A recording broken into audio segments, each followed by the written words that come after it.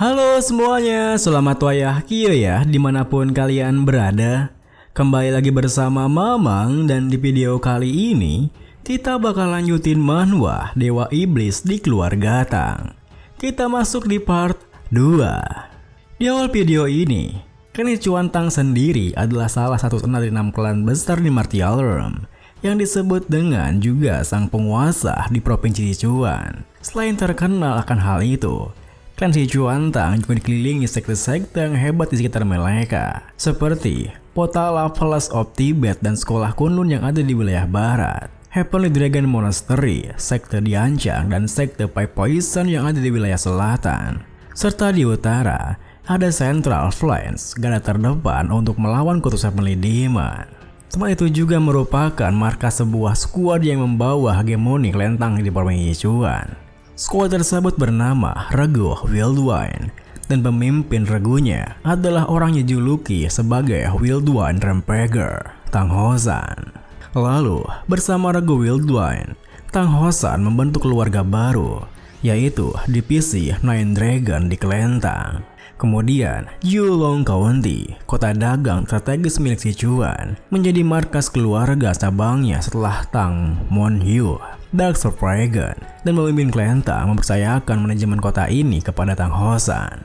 Tang Hozan sendiri memiliki 3 anak, 2 anak dari istri sahnya, Namgung Sanyong, yang bernama Tang Gyujin, putri pertama, dan Tang Yuchang, putra ketiga. Ada juga anak kedua yang terlahir secara tak terduga setelah Tang Hozan meniduri salah satu pembantunya saat sedang mabuk. Dan anak kedua itulah yang disebut juga anak haram yang menjadi wadah reinkarnasi Kaisar Muda Heavenly Demon, Tang Monwi. Kini, setelah menyadari situasinya sebagai anak haram dari keluarga Tang Sichuan, di mana Tang Monwi diperlakukan begitu menyedihkan, meski ia tetaplah putra kepala keluarga cabang Klan Tang, yang bahkan diremehkan oleh pelayan sendiri sebagai kaisar muda dari kutus Heavenly Demon. Tentu saja, Wanwi tak bisa tinggal diam begitu saja, di mana ia langsung menghajar pelayannya Hyeongsam hingga ia babak belur dan meminta ampun kepadanya. Meski awalnya Hyeongsam mengancamnya jika ia akan melaporkan tindakannya itu pada Grand Matron Sanyong, Wanwi yang terus menghajarnya pun tanpa ampun membuatnya tak bisa berkutik. Dan ia hanya bisa diam saja ketika Wanwi berkata, "Hyeongsam, aku yakin kau akan menjaga sikapmu sebagai teman masa kecil ibuku. Apa kau mengerti?" Hyeongsam yang pasrah pun membalas, Iya, aku mengerti. Aku tak akan melupakan jasa junior matron dan jasamu, Tuan Muda.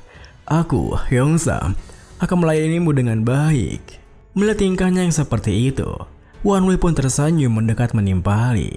"Benarkah? Kalau begitu, bawakan barang-barang yang kuminta tadi ya."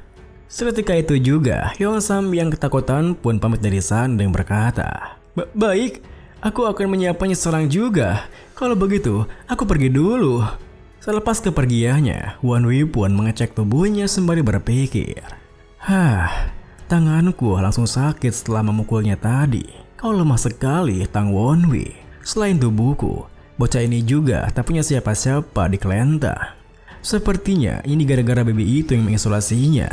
Tapi aku tak akan bisa leluasa bergerak kalau situasinya begini terus. Solusi yang kumiliki adalah kultivasi energi dalamku. Tapi ada masalah soal itu. Bocah ini sudah mempelajari teknik kultivasi Ki Klan Tang. Teknik masterku, Heavenly Demon's Nine Sword, adalah sebuah demonic art dan tak bisa belajar beriringan dengan teknik kultivasi paksi ortodok. Mengingat sejarah kultus Heavenly Demon selama ribuan tahun terakhir, aku yakin ada beberapa anggota kultus mereka di Klan Tang.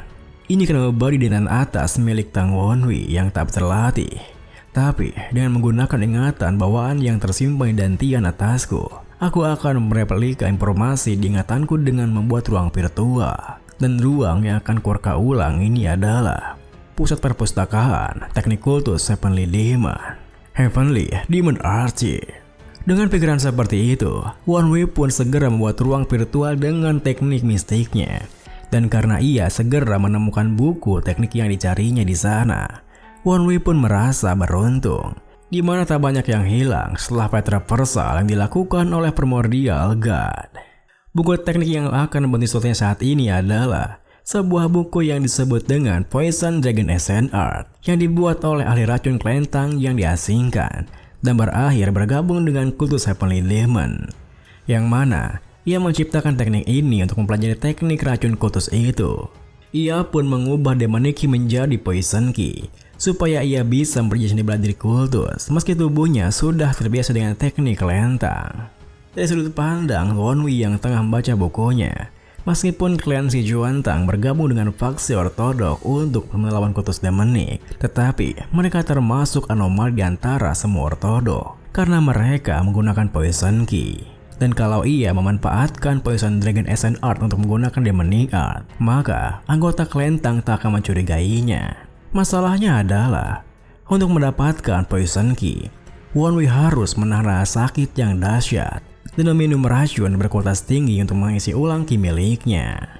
Namun, di saat Wonwi memutarkan otaknya untuk mencari solusinya, ia dikejutkan oleh kebangkitan kemampuan matanya yang disebut dengan Reaper Sight setelah menggunakan dantian atasnya. Meskipun begitu, apa yang dilihatnya kini membuatnya tersenyum berkata, "Hah, mau sampai kapan kalian berdiri menatapku begitu? Aku tahu bahwa aku ini pria tampan. Tapi, bahkan aku juga bisa tersipu malu kalau terus-terusan ditetap begini." Martial Uncle dan salam kepada para tua lainnya.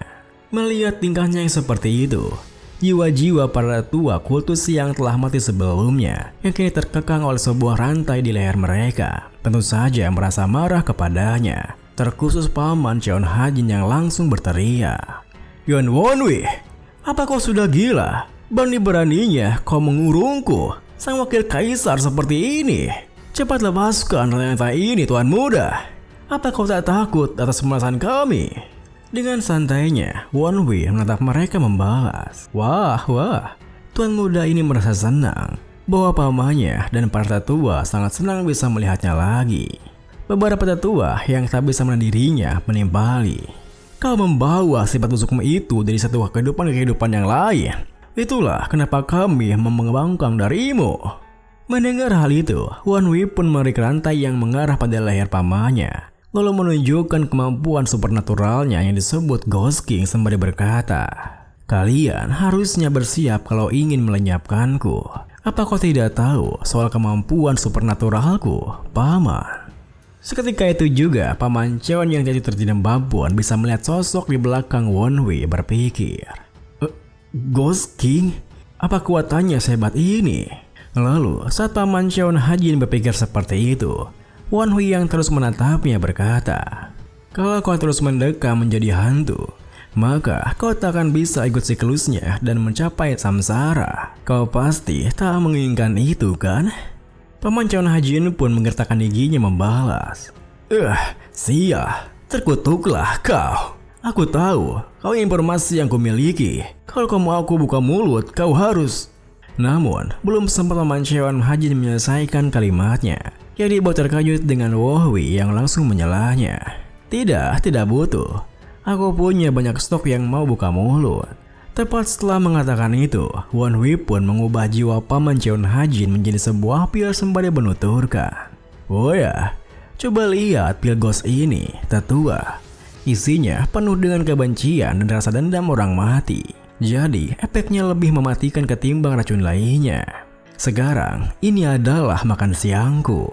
Dengan begitu, di hadapan jiwa-jiwa para tua yang di sana, Wonwi pun menelan pil ghost pamannya yang tentu saja membuat mereka semua terperanjat. Apa? Edan? Tidak mungkin. Kenapa dia masih bisa berdiri setelah memakannya? Bahkan, Crimson Clan Poison sudah cukup kuat untuk menghancurkan orang itu. Lalu di tengah rasa terkejut mereka, Wonwi yang tampak baik-baik saja setelah menelan pilnya bertanya, "Nah, wakil kaisar Cheon Hajin sudah menjadi pondasi Poison Dragon Ancient Artku. Para tua yang tersisa harus membuat keputusan. Apa kalian mau buka mulut atau apakah kalian lebih suka untuk dimakan?" Saat kemudian, setelah mendengar informasi dari para tua yang mau buka mulut, Wonwi yang telah mengubah beberapa tetua menjadi pil ghost pun berkata, "Jadi kalian, tetua kultus Heavenly Demon, hanya mengikuti perintah dari organisasi bernama The Society?" Para tua yang memilih untuk membuka mulutnya pun membalas, "Itu benar, kami tidak mau berbohong. Mereka tak mau mengungkapkan apa-apa soal mereka. Tolong percayai kami, Tuan Muda." Mendengar hal itu, Wan Hui yang baru mengetahuinya pun terdiam berpikir. Organisasi tanpa nama asli. Masalahnya adalah organisasi itu memiliki anggota sungguhan. Kultus Heavenly Demon adalah kultus keji yang mempercayai bahwa kaisar mereka adalah reinkarnasi dari dewa. Para tetua ini yang memuji Heavenly Demon sebagai dewa mereka datang untuk melenyapkanku, Heavenly Demon Junior, karena telah mencoreng reputasi dewa mereka.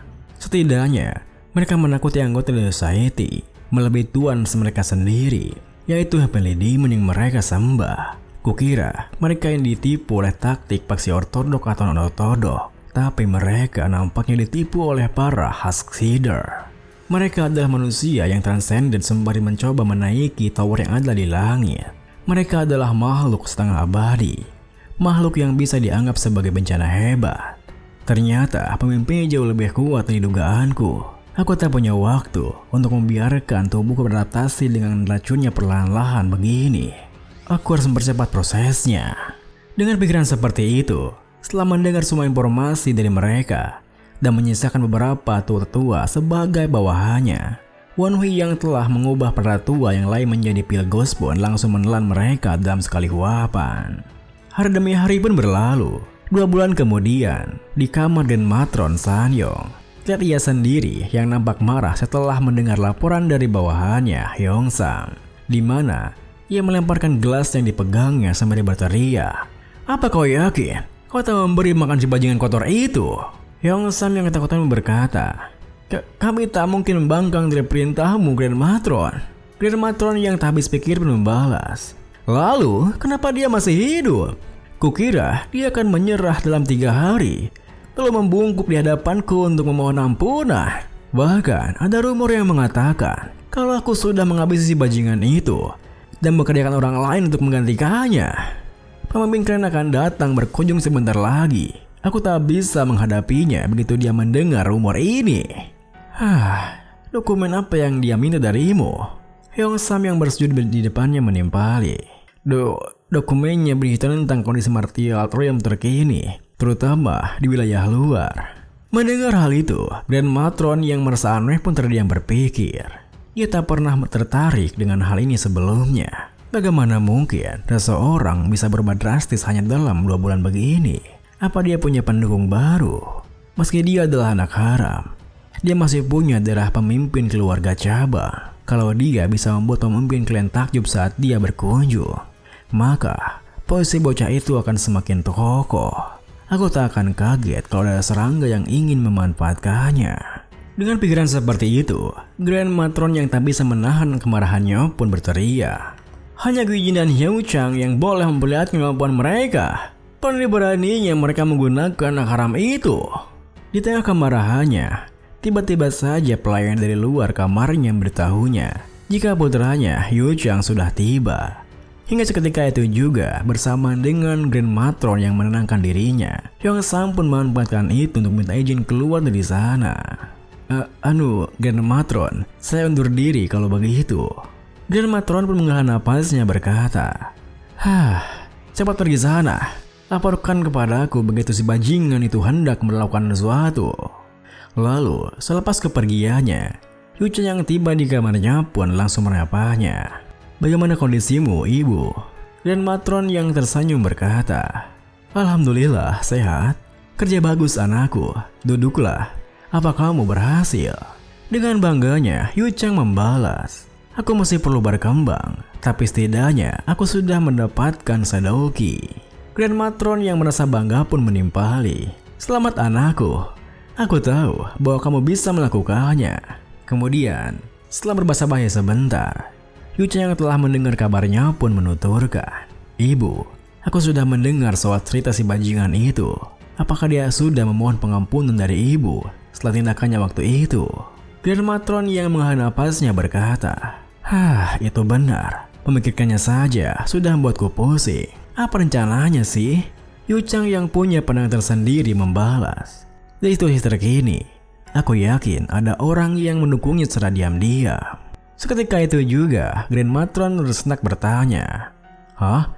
Kamu juga berpikiran begitu ya?" Yu Chang menimpali, "Tak mungkin orang dengan energi dalam sedikit itu bisa bertahan hidup tanpa makan ataupun minum selama 2 bulan.